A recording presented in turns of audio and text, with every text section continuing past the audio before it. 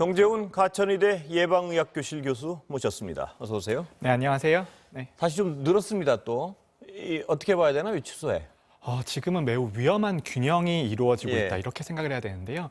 3차 유행이 정점에 있을 때에는 매일 1,200명 정도의 확진자가 생겼었는데 예. 지금은 이제 2주 정도 300에서 500명 정도의 확진자가 유지가 되고 있습니다.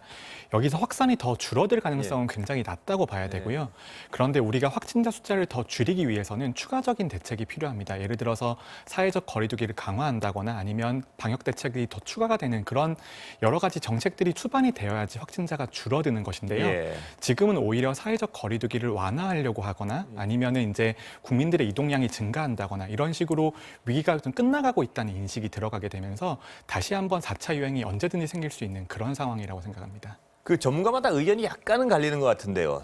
지금 설 때 뭐 살짝 완화할 수 있을까 아니다 이런 좀 논란이 있는 것 같은데 방금 말씀하셨지만 지금 추세라면 이번 설 때는 어렵다고 보시는 거죠? 많은 다수가. 방역만을 생각하는 입장에서는 예. 당연히 사회적 거리두기 같은 방역 정책은 최대한 천천히 낮추는 것이 중요합니다. 예. 하지만 우리가 방역만을 생각을 할 수 없고 경제 같은 것들도 생각을 해야 되기 때문에 그 균형을 잘 잡아야 되는데요.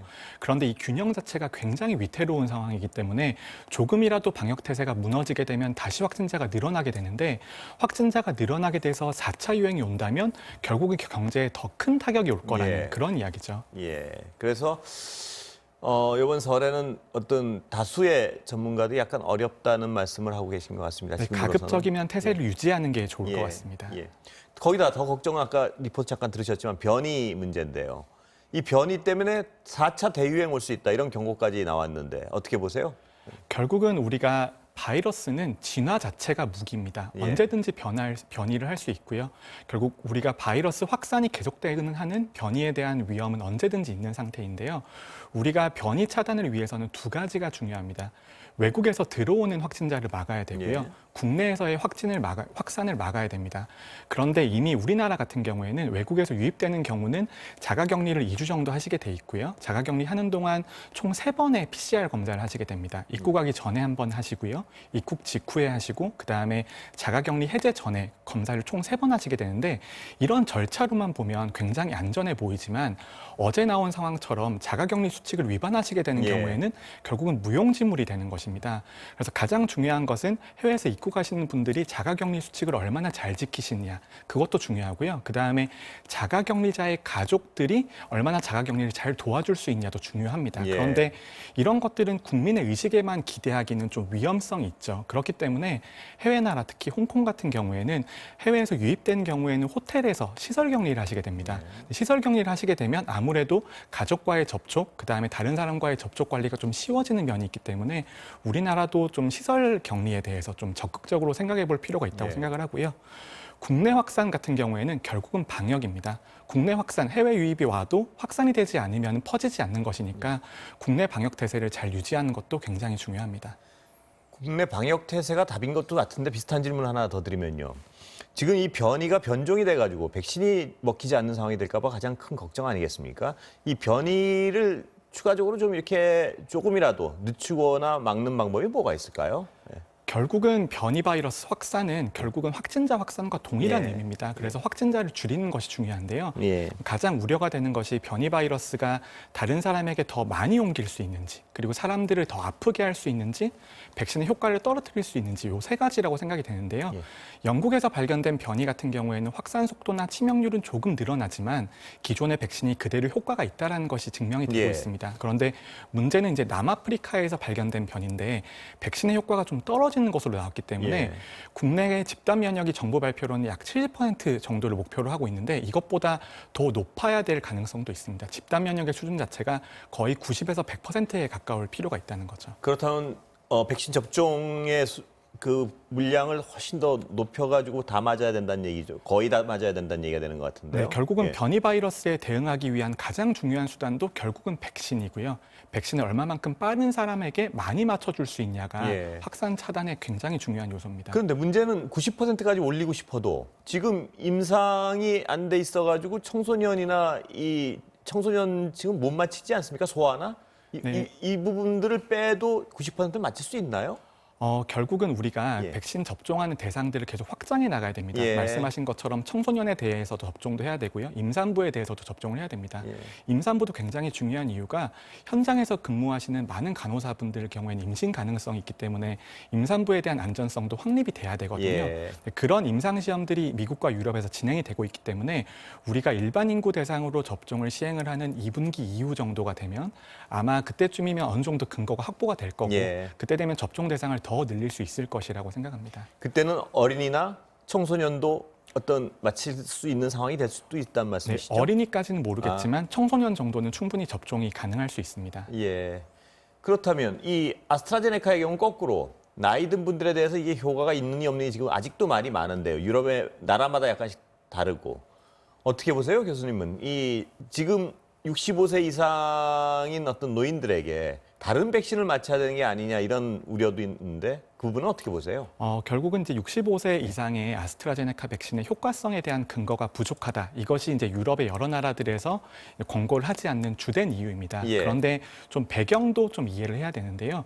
유럽의 다른 나라 같은 경우에는 다른 백신을 선택할 대안이 있습니다. 예. 이미 화이자 백신이 개발이 되고 보급이 되고 있고 접종이 되고 있는 상태이기 때문에 아스트라제네카를 65세 이상으로 권고를 하지 않더라도 그분들에게 다른 백신을 선택할 수 있는 상황이거든요. 예. 그런데 우리나라 같은 경우에는 결국은 1,4분기까지는 우리가 가지고 있는 백신은 대부분이 아스트라제네카의 백신입니다. 예. 그런데 우리가 아스트라제네카의 백신을 먼저 65세 이상들에게 맞춰야 되는 이유는 실제 확진되는 분들은 굉장히 적은 비율이지만 사망자는 대부분 65세 이상이거든요.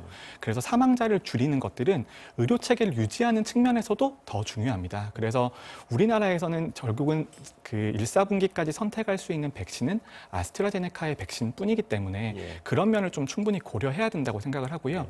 그리고 이미 영국과 인도에서는 65세 이상으로 접종이 시작되고 있습니다. 그래서 우리가 접종할 시기가 되면 임상시험은 결국 해봐야 수천 명 단위의 자료인데 예. 영국의 데이터가 들어오게 되면은 수만 명, 수십만 명 단위의 자료가 나오기 때문에 그때쯤 되면 효과성에 대한 논란이 어느 정도는 일단락될 것으로 생각됩니다. 그렇다면 그 아스트라제네카가 우리가 가장 많이 확보한 백신이 그거기 때문에 1,4분기 어쩔 수 없이 노인들에게도 맞춰야 된다 이 말씀이신데요. 그중에 뭐 중간에는 다른 백신이 좀 들어오고 하면 어떤 백신 대상 선정을 좀 조정할 필요가 있다고 보시는 건가요? 당연히 중간에 백신 수급 예. 상황이 변해서 다른 예. 종류의 백신들이 들어온다면 우리가 조정을 할 수 있습니다만 예. 이미 우리가 접종을 시작하는 시기가 올해 3월 정도로 예정이 되어 있기 때문에 지금으로부터 한 달 반 정도가 남았습니다. 그래서 길게는 한 달 반 정도가 남았다고 생각을 하면 그 사이에 영국의 데이터가 나올 수 있을 거라는 생각입니다. 예. 그 아스트라제네카 백신의 고령 연령층이었던 대한 효과 문제를 떠나서 지금 그럼 일단 가장 위험층부터 맞춰야 된다는 어떤 그 원칙에는 전혀 변화가 없는 거죠? 결국은 우리가 외국의 사례들을 보면 집단 면역의 수준이 10% 정도까지 올라가도 유행이 줄어들거나 확산이 방지가 되는 경우는 거의 없습니다. 예. 그래서 우리가 물량이 한정되었을 때에는 유행 차단에 주안점을 두는 것이 아니고 최대한 피해를 줄이는 것에 주안점을 두게 됩니다. 그래서 우리가 코로나의 피해라고 한다면 결국은 사망자가 되겠죠. 예. 우리가 사망자를 줄이는 측면에 있어서는 아스트라제네카든 화이자든 모더나든 지금 현재 효과가 증명된 백신들은 중증화를 방지하는 데 있어서는 탁월한 효과를 보입니다. 그래서 확산 방지에 있어서는 효과는 떨어질지는 몰라도 중증화의 방지에서는 큰 효과를 보이기 때문에 선택할 수 있는 옵션이라는 거죠. 그 스페인 요양원 외신 얘기를 좀 여쭤보지 않을 수 없는데요. 화이자를 맞았는데 그 노인 상당수가 감염이 됐다는 거. 이건 임상적으로 어떻게 해석을 해야 되나요? 이제 결국은 화이자 백신이 효과가 없다는 걸 말하는 것이 아니고요. 예. 백신 접종하고 나서 2주 내지 3주까지는 면역이 형성되지 않기 때문에 그때는 더 주의해야 된다는 의미로 받아들이시면 됩니다. 그래서 요양병원 같은 경우에는 접종하고 나서도 사망자가 발생을 했는데 그 경우에는 우리가 접종을 했다고 바로 안심하는 것이 아니고 접종하자마자 마스크를 벗고 사회적 거리 두기를 끝내는 것이 아닙니다. 예. 최소한 2차 접종까지는 완료가 되어야지 우리가 보호를 받을 수 있는 거거든요. 그런 대표적인 사례로 보시면 됩니다. 2차 접종 때까지는 우리가 맞기 시작하더라도 마스크 잘 때 벗으면 안 된다 이 말씀이시죠? 네, 결국은 사회적 거리 두기, 마스크 착용은 예. 굉장히 중요한 요소이기 때문에 계속 예. 유지를 하셔야 됩니다. 네. 예. 그 우리 어제 모의 훈련 했는데요. 뭐 돌발 상황이 여러 가지가 있을 것 같은데 어제만 해도 이 냉동 시설 때문에 붙어가지고 어떤 거 조심해야 될까요? 지금 우리 앞으로 접종 대비해서? 특히 화이자 백신 같은 경우에는 초저온 운송이 필요하기 때문에 미국 같은 경우에도 대부분 항공 운송을 원칙으로 하고 있고요. 예. 그 다음에 박스를 보시면은 사면이 전부 다 드라이 아이스로 포장이 되어 있습니다. 그만큼 초저온 유통 체계가 중요한데요. 그렇지만 우리가 수십 초 정도 노출이 된다고 해서 그게 바로 효과가 없어진다거나 문제가 생기는 정도는 아닙니다. 그래서 어느 정도 안전 범위가 있기 때문에 그 정도는 취급상에 가능한 범위라고 이해를 하시면 되고요. 그리고 우리나라 같은 경우에도 특히 해외 사례를 통해서 이미 굉장히 많은 지침들과 절차들이 확립이 되어 있기 때문에 예.